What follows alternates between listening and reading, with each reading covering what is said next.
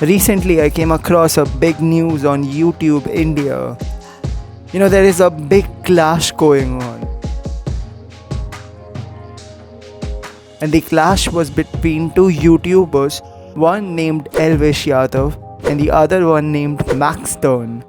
It's a scene which has been heavily publicized in India right now, and there is a clip out there wherein Elvish Yadav invited to see Maxtern, the other YouTuber. Maxtern, he came alone to the location. Elvish Yadav, he brought 12 guys with him, and all of them combined beat this guy up, this Maxtern guy up.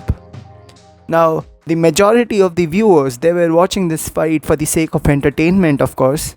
However, there are still many people out there who were watching this fight who were thinking that, okay, what if I was in this situation? How would I have escaped the grasp of Elvish Yadav? How would I have escaped this attack by 12 people? How could I have accomplished that? Because this is not an uncommon situation if you live in India. This is not an uncommon situation if you're a guy. Listen, my friends, in this world, if 12 men assault a woman, that's national news. Forget national news, that's international news. But if 12 men assault another guy, no one bats an eye. So we live in that world. So because we live in this kind of a world, you have to be prepared for this kind of situations. Now, I have on my channel many a times talked about my different encounters where I had to fight against a group. One of them, 20 people attacked me with knives on their hands, and I was able to escape that.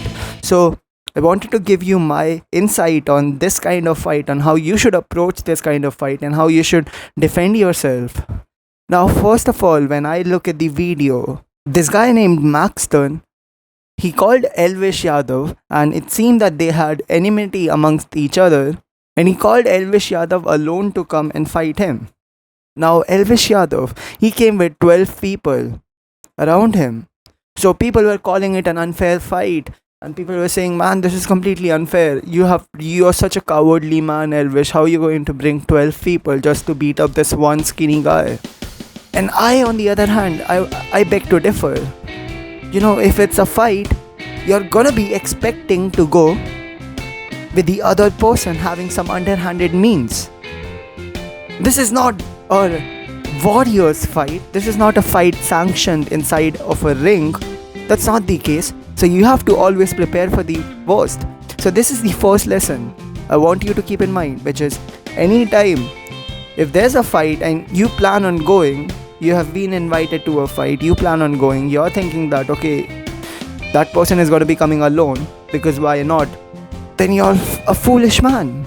You have to prepare for the underhanded means which the other party could use. So if you're a popular creator with millions of subscribers and you're going to a place where violence could possibly occur, you have to bring more people around with you. That's point number one. Second is the location. So in the location in the fight video, you can see that it looks like a clothes shop, and it looks like there is no exit from the backside. So the Maxtern guy, he was sitting here alone in this clothes shop waiting for Elvish to come. Now Elvish came with his gang from the only entrance. So Maxtern guy here, he can't run away, he can't escape. So this is his second fault, which is the location in which he was sitting at. So if you're gonna be in his situation, you would have to make sure that you're somewhere near the exit yourself. There has to be another exit. There has to be a window you could jump off from. Third is the Maxtern guy. He has kept no weapons on him at all.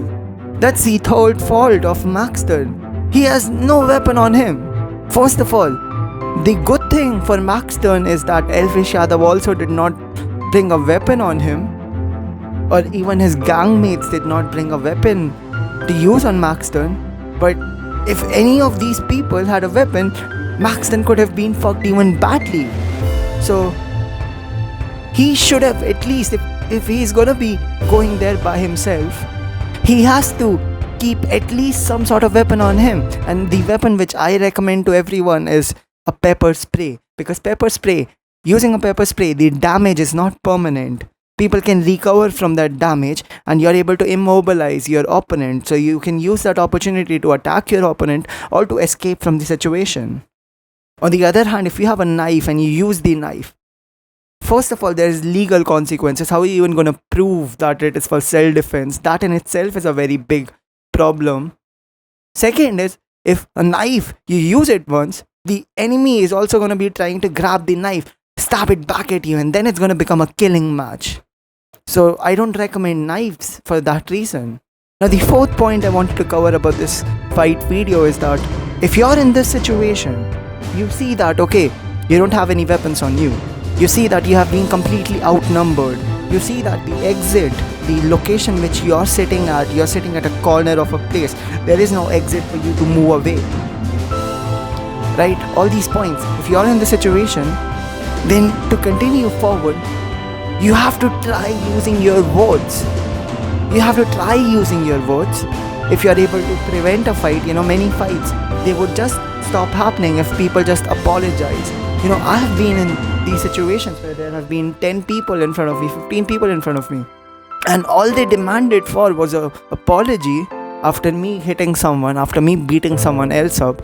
All they demanded for was an apology. I said, okay, a full-hearted apology to you, and then I go my own way. So if everything is unfavorable to you, you have to try to use your words to get out of the situation, because your priority, number one priority if you're in this kind of situation, is to survive. That should be your number one priority. It's not to look cool, it's not to appear alpha, it's not to do any of that. The number one priority is survival. Now the fifth point, let's say all these 4 points you have messed up. Every point you have messed up. The first 4 points, let's say you have gotten all of them wrong. Now you're in the situation, talking did not work, you're outnumbered by all these people, you're at an unfavorable position wherein there is no place for you to escape from, you don't have any weapons on you at all. And the 12 people in front of you are just about to attack you. Now what do you do? When there is no other option left, you have to fight, and the point is you have to fight in a very brutal way wherein you're able to damage your opponent really brutally. You're able to at least disable one of their arms, you're able to disable one of their legs, because the only thing that's gonna help your case now, as in the situation you're placed in, the only thing that's gonna help is a fragment of fear.